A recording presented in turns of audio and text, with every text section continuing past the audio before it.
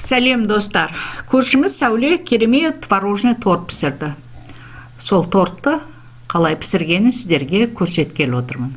Алдымен міне нанын дайындап алғалы жатыр. Бір жұмыртқа, 80 грамм қант салды. Енді вилкамен жұмыртқаны жақсылап араластырып,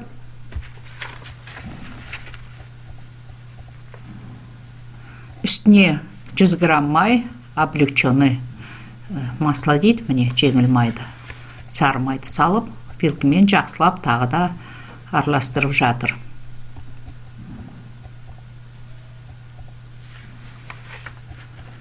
Енді 170 грамм ұн салып, және нан қопсытқышын 2 чай қасық салады. Жақсылап араластырып барып, қолмен илейді, нанның иіғанғанша. Енді холодильникке иленіп алған нанды жарты сағатқа қоя тұрамыз.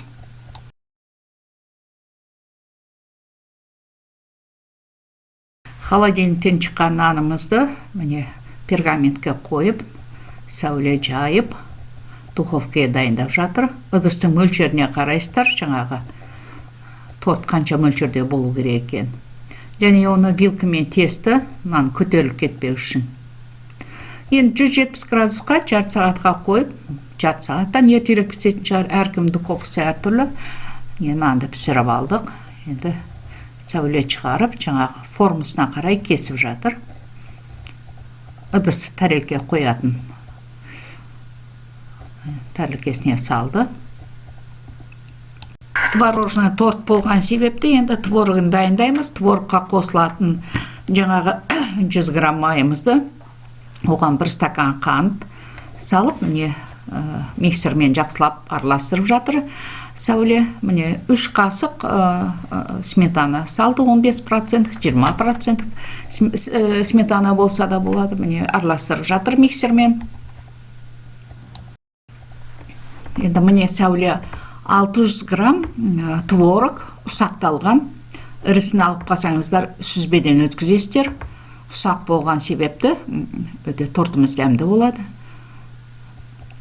Жақсылап миксермен езіп жатыр, қолмен езуге де болады. Жақсылап Сәуле езіп алды.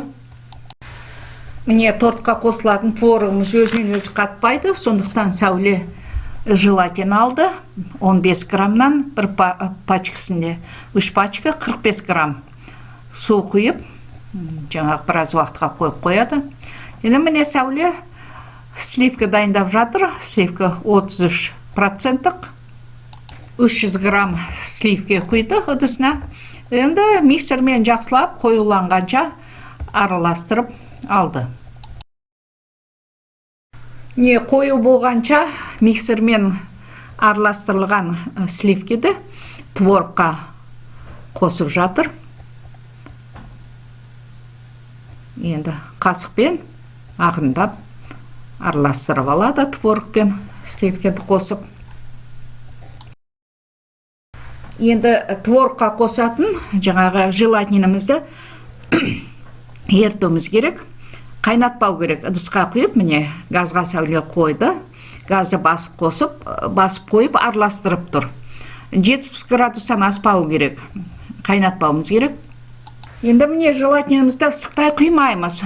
Кішкене жылы болғаннан кейін, жылымшы болғаннан кейін барып, жаңағы творогымыздың үстіне құямыз. Міне Сәуле дайын болған желатинді құйып араластырып жатыр. Не желатин құйылып дайын болған творогымызды, енді міне жаңағы дайын болған нанымыздың сыртына қалпымызды кигізіп, соға міне творогты салып жатыр Сәуле. Жақсылап сілкілеп жіберу керек, ортасына тесіктер қалмау үшін. Енді міне Сәуле үстінің бәрін тегістеп, жаңағы тағы да холодильникке қойып тастаймыз. Міне 2 сағаттай уақытқа. Сәуледе міне 500 грамм малина, жаңағы қатырылған тегешке салып, езуге қойды. Енді қазір желатинді 1 пачка дайындап жатыр, су қойып қояды. Езілгеннен кейін барып, жаңағы ыдысқа салып, қайнатпайды. газға қояды. Енді осы уақытта міне жаңағы 500 грамм малинаға 300 грамм қант қосып, газға қойып 5 минуттай қайнатып алады. Суытуға қойып қояды. Суыған жаңағы малинамыздың үстіне міне жаңағы ертілген, суытылған желатинді құйып, ыстықтай құюға болмайды желатинді. Қан жылым болған кезде барып малина құйып араластырып, енді малинаны суытып барып, жаңағы холодильниктегі 2 сағат тұрған жаңағы творогымыздың үстіне құйып, қайтадан холодильникке қояды. Міне мынандай керемет торт, творожный торт сәуле дайындады. Үстіндегі малина желатинмен қатырылған. Міне мен кесіп жатырмын.